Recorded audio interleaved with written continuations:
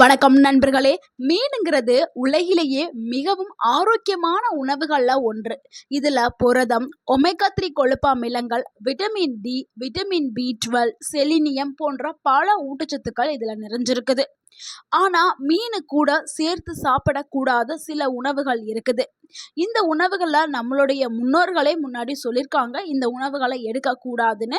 இது நம்மளுடைய பழைய மருத்துவ முறைகளையும் ஆயுர்வேதங்களையும் கூறப்பட்டிருக்குது.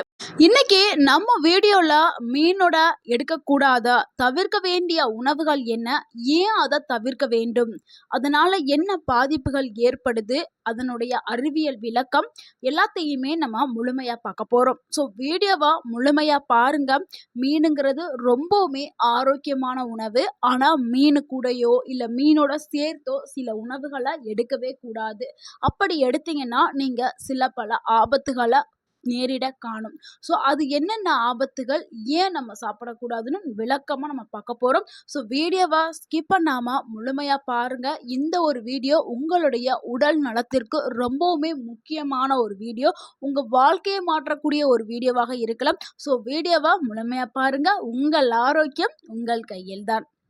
நம்ம முதலாவதா பார்க்கக்கூடிய அந்த தவறான சேர்க்கை என்னன்னா, பால் மற்றும் பால் சார்ந்த பொருட்கள் தாங்க. மீனுடன் பாலை குடிக்கவே கூடாது அப்படின்னு பலரும் கூறுவாங்க. இதுக்கு காரணம் என்னன்னா, மீனும் பாலும் சேர்ந்து எடுத்துக்கிட்டா அனைவருக்குமே என்ன ஆகும், செரிமான பிரச்சனை ஏற்படும். ஆனா சிலருக்கு ரொம்பவுமே ஹெல்த்தியான பாடியா இருப்பாங்க. ஸோ எது சாப்பிட்டாலும் அவங்களுக்கு செரிச்சிரும். அவங்க இந்த சேர்க்கையை எடுத்துக்கிட்டாங்கன்னா அவங்களுக்கு எதுவும் செய்யாது. ஆனா சிலருக்கு செரிமானத்தன்மை ரொம்பவே கம்மியா இருக்கும். எந்த சாப்பாட்டாலும் அவங்களுக்கு செரிக்கவே செய்யாது. ஈஸியான உணவுகள் சாப்பிட்டா கூட செரிக்காது. ரொம்ப கஷ்டப்படுவாங்க. அவங்கெல்லாம் இந்த சேர்க்கையை எடுக்கும்போது மிகப்பெரிய பாதிப்புகளை அவங்களுக்கு ஏற்படுத்தலாம். சிலருக்கு என்ன ஆகும்னா, செரிமான கோளாறு, வயிறு உப்பசம், வாந்தி உணர்வு, வயிற்றுப்போக்கு போன்ற இந்த பிரச்சனைகள்லாம் ஏற்படுறதுக்கு வாய்ப்பு அதிகமாக இருக்குது. குறிப்பா கொழுப்பு அதிகமான மீன்கள் மற்றும் பாலை சேர்த்து எடுத்தோம்னா ஜீரணிக்கிறதுக்கு ரொம்பவே பிரச்சனையாயிரும். அதாவது பால்லையும் அதிக அளவுல புரோட்டீன் இருக்குது, மீன்லையும் அதிக அளவுல புரோட்டீன் இருக்கு. ஸோ இந்த 2 புரோட்டீன்களும் உடலுக்கு போகும்போது அந்த செரிமான சுமையை அதிகப்படுத்தி செரிக்கிறதுல பிரச்சனை ஏற்படுத்துது. இதனால தான் இந்த 2 சேர்க்கையும் ஒரே நேரத்தில் எடுக்கக்கூடாது. இதுக்கு மாற்று வழி என்னன்னா, மீன் சாப்பிட்ட பிறகு 2 மணி நேரம் கழித்து நீங்க பாலை குடிக்கிறது ரொம்பவே நல்லது. இல்லைன்னா பாலை குடித்து ஒரு 2 மணி நேரம் கழித்து மீன் சாப்பிட்றது மிகவும் சிறப்பானது. இது யாருக்கு அதிக பாதிப்பை ஏற்படுத்தும்னா, செரிமானத்தன்மை கம்மியா இருக்கிறவங்க, முக்கியமா வயதானவர்களுக்கு இந்த பிரச்சனை ஏற்படும். செரிக்கிறதுல பிரச்சனை ஏற்படும். ஸோ அவங்க இந்த சேர்க்கையை எடுக்கிறத தவிர்க்கிறது ரொம்ப ரொம்ப நல்லது. அதே மாதிரி சிறு குழந்தைகள், அவங்களுக்கும் செரிமானத்தன்மை கம்மியாக தான் இருக்கும். அவங்களும் இந்த சேர்க்கையை தவிர்க்கிறது ரொம்பவே நல்லது. அடுத்து இரண்டாவதா பார்க்கக்கூடிய ஒரு தவறான சேர்க்கை என்னன்னா, தயிர் தாங்க. தயிரும் மீனும் சேர்க்கவே கூடாது அப்படிங்கிறது இந்தியாவில் ரொம்பவுமே பிரபலமாக இருக்கக்கூடிய ஒரு நம்பிக்கை.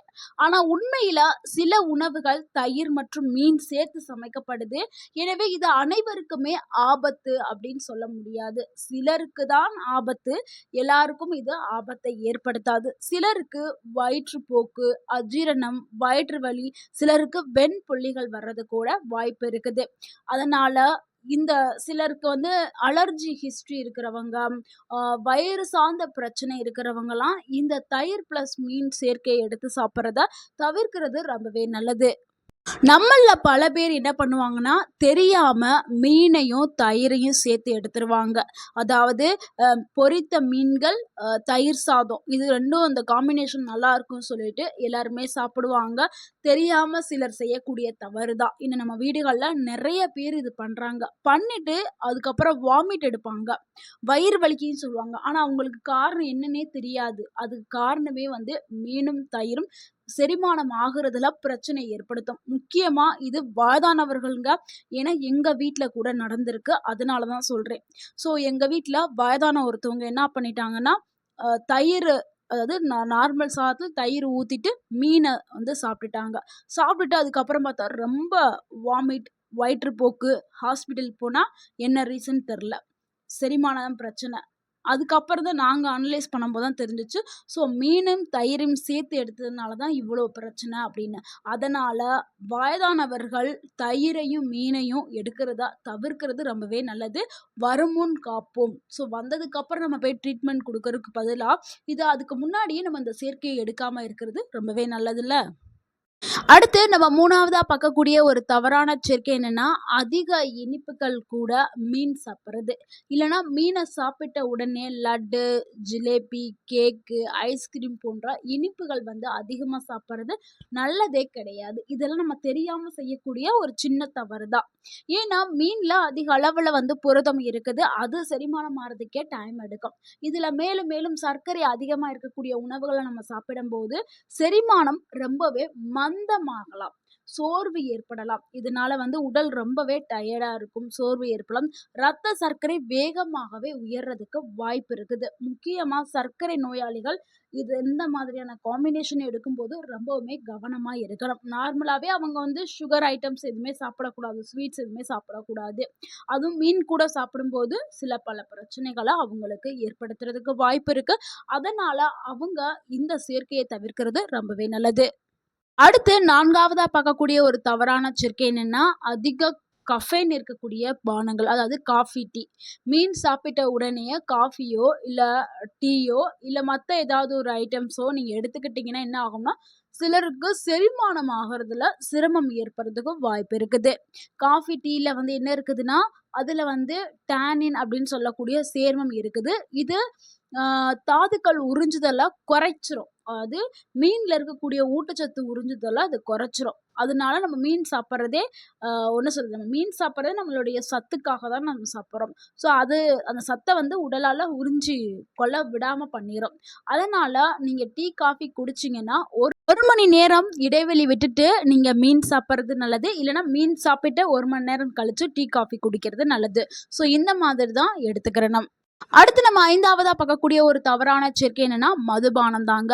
மீனுடன் மதுபானத்த அருந்துவது மிகவும் பொதுவான ஒரு பழக்கமா இருக்குது. நெறைய பேரு செய்யக்கூடிய ஒரு தவறான விஷயம்னா, அது இதுதான். ஏன்னா, நீங்க மீனையும் மதுபானத்தையும் சேர்த்து எடுக்கும்போது, உங்களுடைய கல்லீரல் மீது கூடுதலான சுமை வந்து ஏற்பட ஆரம்பிக்கும். இதனால உடல்ல நீரிழைப்பு, செரிமானம் ஆகுறதுல சிக்கல் இதெல்லாம் ஏற்படுறதுக்கு வாய்ப்பு அதிகமா இருக்குது. அதுவும் முக்கியமா சில வகையான மீன்கள்ல வந்து ஹிஸ்டமின் அப்படின்னு சொல்லக்கூடிய ஒரு பொருள் இருக்கும். அது வந்து மதுபானத்தோடு போய் சேரும்போது சிலருக்கு தலைவலி, முகம் சிவந்து போதல், அலர்ஜி இந்த மாதிரியான அறிகுறிகள் வந்து தோன்றலாம்.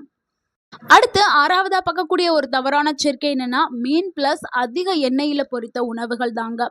மீனே ஆல்ரெடி எண்ணெயில பொரிச்சு தான் நீங்க சாப்பிட்டுட்டு இருப்பீங்க. அதுவே ரொம்ப ஆபத்து தான். ஏன்னா அதிகமா எண்ணெயில பொரிச்சத சாப்பிடக்கூடாது.